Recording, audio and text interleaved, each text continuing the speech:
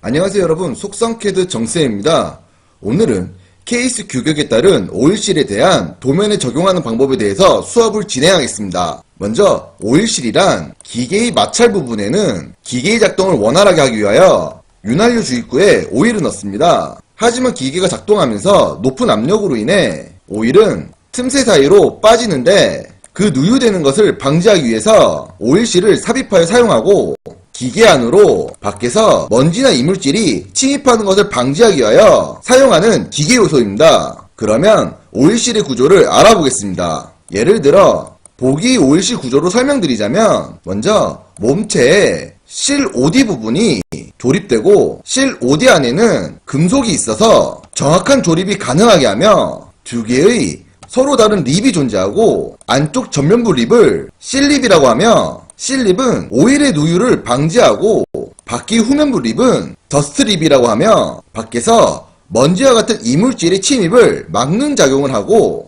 스프링은 레이디얼 하중이 적용되어 실의 수명을 늘려줍니다. 오일실을 도면에 적용하는 방법은 먼저 케이스 규격집에서 오일실을 찾기 전에 오일실이 조립되어 적용되는 축의 지름부터 알아야 하는데 직접 측정 도구인 자를 이용하여 측정 후 축의 지름을 파악하거나 만약 오일실이 베어링이 안찌름 기준으로 축에 조립된다면 자로 측정하지 않더라도 쉽게 파악할 수 있습니다. 예를 들어 베어링의 호칭 번호가 6203일 때 안찌름은 17mm이기 때문에 17을 기준으로 KS 규격집에서 오일실이 페이지에 들어가면 오일실의 규격과 오일실의 적용부로 구분되고 적용부에는 축에 적용되는 부분과 구멍에 적용되는 부분으로 나와 있으며 도면에 필요한 치수가 알파벳 기호로서 표시되어 있는 것을 볼 수 있습니다. 여기서 오일실의 규격부터 설명드리자면 소문자 D는 축의 지름을 뜻하며 대문자 D는 오일실의 외경을 뜻하고 B는 오일실의 폭을 뜻합니다. 그리고 보시는 것과 같이 S부터 DA까지의 계열치수와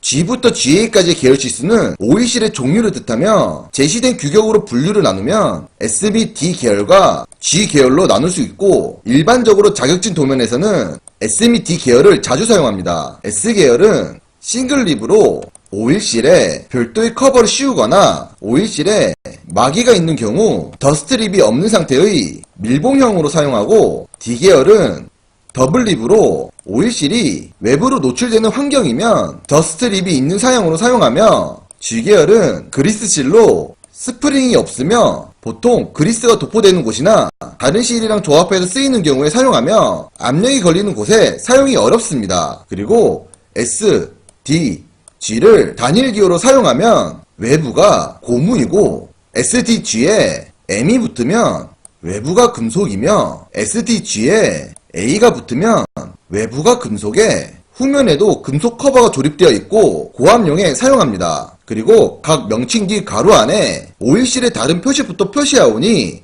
참고하여 봐주시면 좋겠습니다. 그러면 도면에서 파악한 축의 지름 17mm의 값을 가지고 S 및 D 계열치수의 호칭 안찌른 소문자 D에 17 부분을 보시면 외경 대문자 D 값이 30mm와 32mm를 볼 수 있고 폭 B는 8mm를 확인할 수 있습니다. 외경 D값 중 적용해야 되는 지름의 크기는 제공받은 도면에서 오일실의 외경 부분을 자를 이용해서 측정 후 근사값으로 선택하여 사용하시면 됩니다.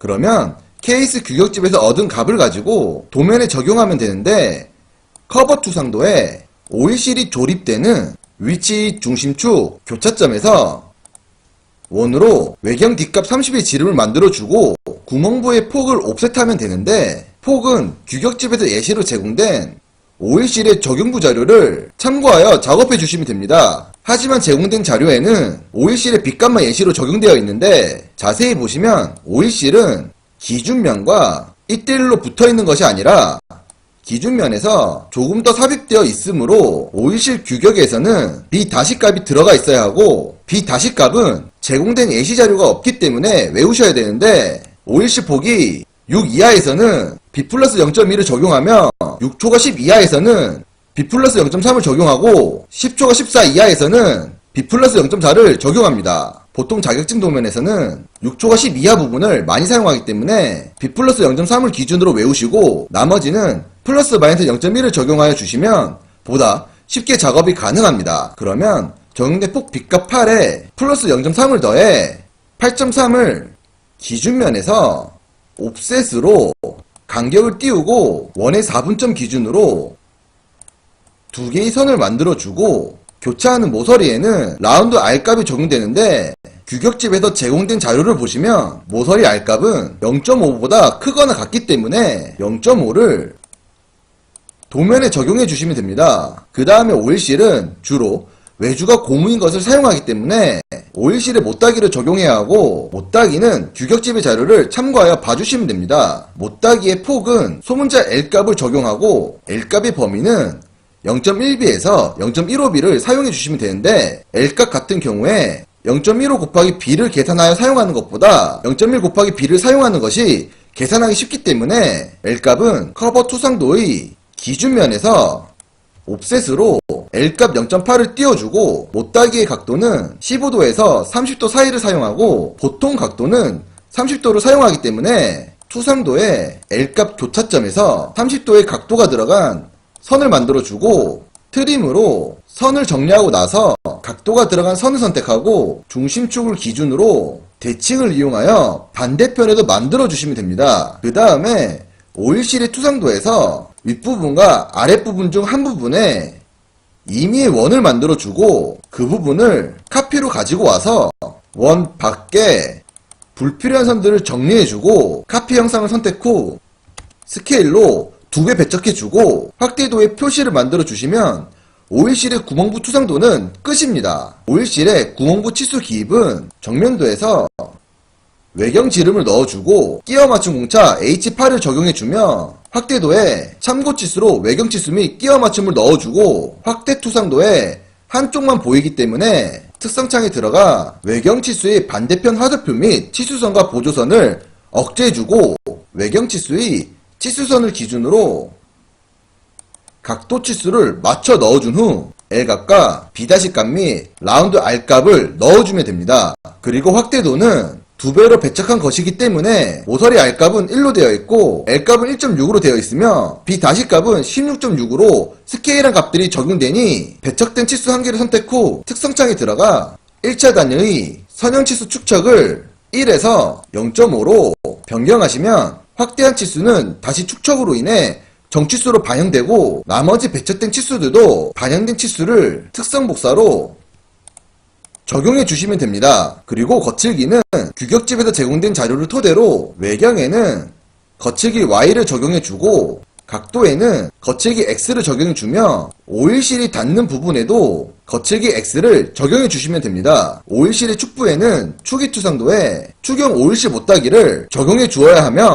도면에서 파악한 17mm 지름값을 기준으로 오일실 적용부에 축부분의 소문자 D1번 값 17부분을 보시면 소문자 D2번 값 14.9를 볼 수 있고 해당하는 각도는 30도로 구멍부와 같이 사용하면 되고 모서리에도 구멍부와 같이 R값 0.5를 적용해 둥글기를 붙이면 됩니다. 그러면 축투상도에 오일실이 들어가는 방향이 앞부분에서 원으로 소문자 D2번 값 14.9의 지름을 만들고 원의 4분점에서 30도 각도가 들어간 선을 만들어주고 각도선으로 인해 생긴 두 개의 꼭지점 모서리에 브레이크로 끊어준 후 필렛으로 끊어진 선에 R값 0.5를 적용하여 라운드를 만들어주고 불필요한 선들을 트림으로 정리해주고 적용된 부위를 선택 후 중심 축선을 기준으로 대칭 후 모서리 R값을 적용하기 전 꼭지점에서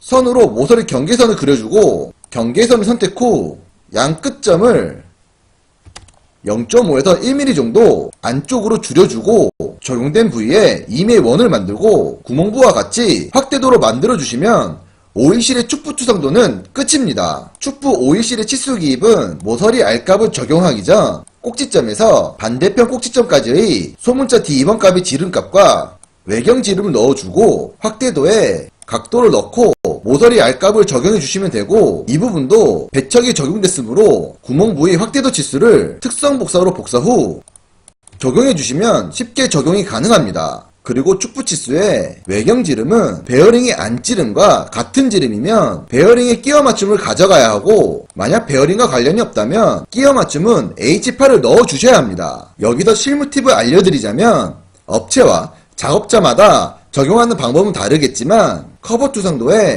오일실 구멍 부위 폭을 적용할 때, 예를 들어 오일실 폭이 8이라면 외경을 만들어주고 폭값을 옵셋으로 간격 띄울 때 오일실의 폭 B보다 1mm에서 2mm 정도 더 깊게 띄우고 작업하며, 오일실의 못따기 같은 경우 L값을 적용하기보다는 옵셋으로 1mm의 간격을 띄우고 교차하는 점에서 30도를 적용 후 보다 간결하게 작업하고, 치수 기임 및 거칠기는 규격과 같습니다. 오일실 축부 같은 경우 기준면에서 옵셋으로 2mm 간격을 띄우고 교차점에서 30도를 만들어 적용하고, 모서리 알값 및 경계선을 작업 후 확대도를 만들어 보다 간결하게 작업하고, 치수 기입은 규격과 같으나 소문자 D2번 값을 대신하여 옵셋한 2mm 값을 넣어서 적용하면 됩니다. 자, 이렇게 해서 케이스 규격에 대한 오일실의 정의와 구조 및 종류에 대한 설명과 도면에 그리는 방법 및 치수 기입법에 대한 내용을 배우셨습니다. 그리고 실무 팁에 적용하는 방법에 대해서도 알려드리니 참고해 주시면 됩니다. 자격증을 준비하시는 분들은 규격집을 참고해서 치수 및 공차를 그대로 가져와 적용만 하고 그리는 방법만 숙지하신다면 효과적으로 작업 시간을 단축할 수 있기 때문에 충분한 반복살이 꼭 필요합니다. 속성 캐드가 마음에 드셨다면 구독과 좋아요를 부탁드립니다. 이상으로 수업을 마치도록 하겠습니다. 감사합니다.